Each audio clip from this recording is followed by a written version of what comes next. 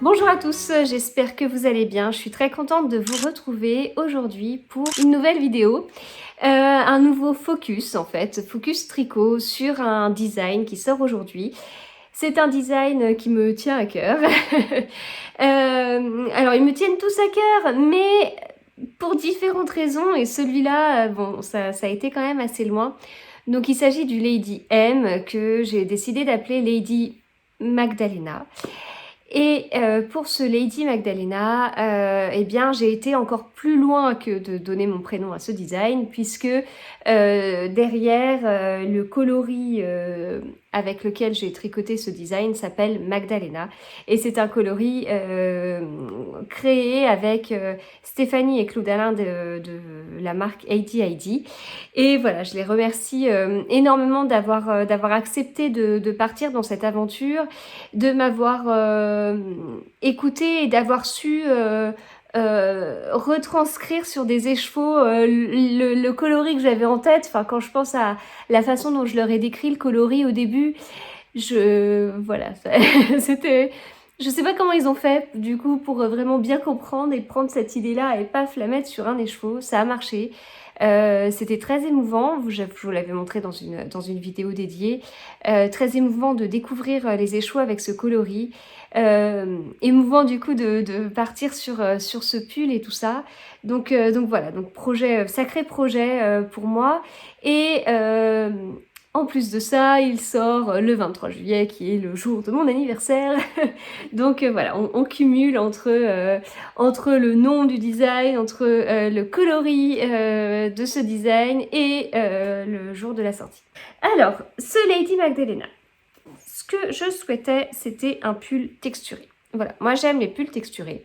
J'aime les pulls avec du point de riz, du point de blé, du point de semis. Je trouve que ça apporte énormément en fait au modèle.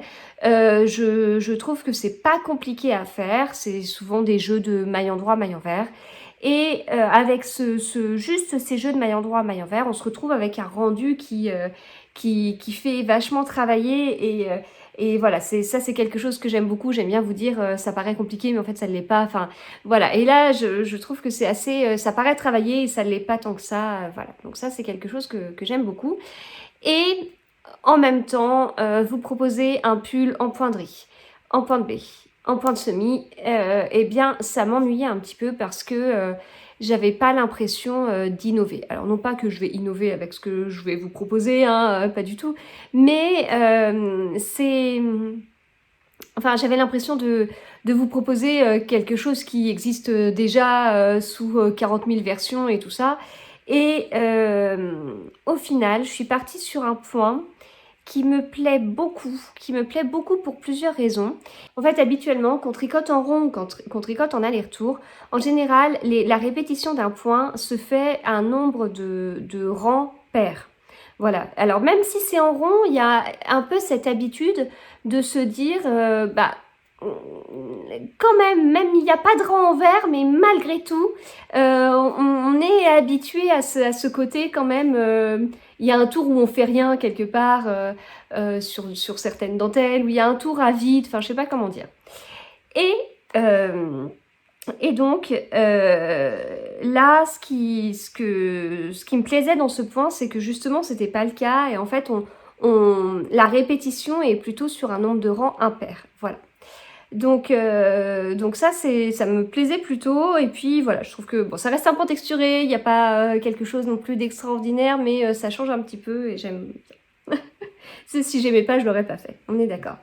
Donc voilà ce pull Lady Magdalena, et donc avec le point justement dont je vous parle, qui n'a rien de compliqué comme vous le voyez, mais qui donne vraiment cet aspect texturé, et il est texturé vraiment partout.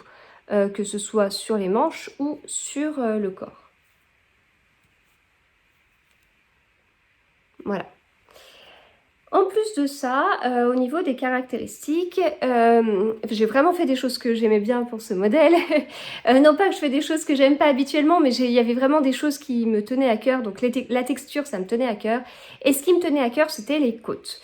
Donc les côtes, il en existe des tonnes de sortes et tout ça. Mais moi, il y a un type de côte que j'aime bien, c'est quand on a des côtes sur pas mal de mailles en fait. Au lieu d'avoir des côtes 1-1 ou des côtes 2-2 ou des côtes 2-1, enfin voilà, avoir des côtes qui changent un petit peu. Et là, c'est le cas.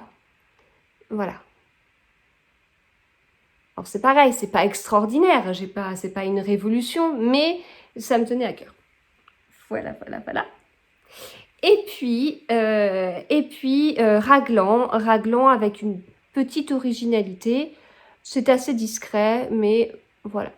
Comment ça se fait. C'est pas vraiment, c'est pas du jour échelle parce qu'on n'a pas de jeté, mais bon, ça fait une petite originalité. Mais ça me fait penser à ça, c'est pour ça que je parle de ça. Et sur les côtés, voilà ce que nous avons. Voilà. Donc les petits détails que j'aime bien mettre sur les designs, voilà. Donc ces petits détails ne se poursuivent pas dans les côtes, hein. Les côtes sont bien des côtes 3-2 qui se poursuivent tout du long. Ces côtes, donc on les a au niveau du col, au niveau du bas du corps et du bas des manches. C'est pas des côtes très longues ni trop courtes, c'est un peu entre les deux. Voilà. Donc voilà pour les caractéristiques de ce pull. Et puis bah, la couleur, voilà, la couleur elle est vraiment superbe. Une couleur un peu d'automne en fait. Enfin, c'est vraiment les couleurs que j'aime.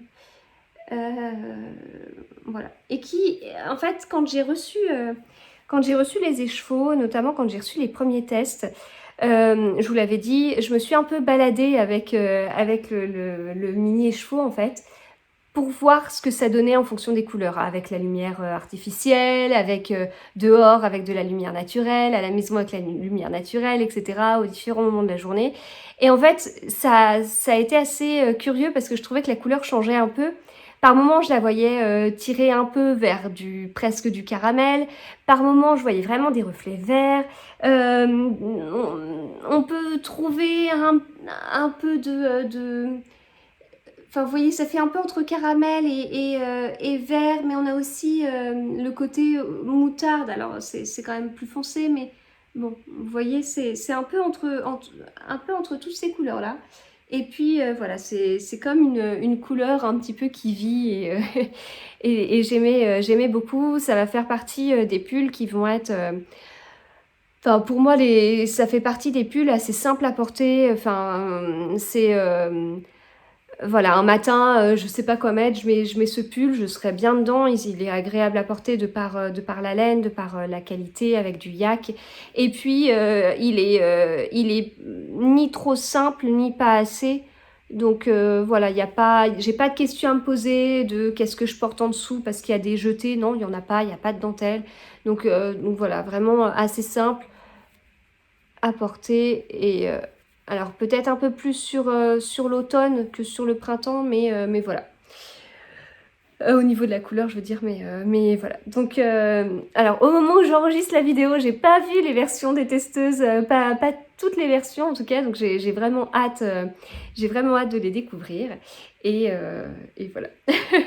Donc j'espère que ce modèle vous plaira. Pour fêter la sortie, il y a une promo en ce moment sur le patron qui est déjà appliquée sur le patron sur ma boutique, ainsi que sur mes autres patrons ladies dans ma boutique Ravelry.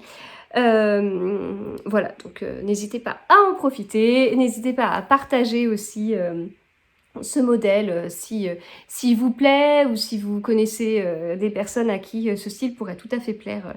Voilà, et ben voilà, c'est un design de sortie, j'aime bien, c'est toujours un petit peu la fête. Voilà, et bien je vous remercie d'avoir regardé cette vidéo, je vous remercie d'avance par rapport à ce patron, à sa sortie, etc. Et si vous souhaitez le tricoter, je vous en remercie et puis à bientôt.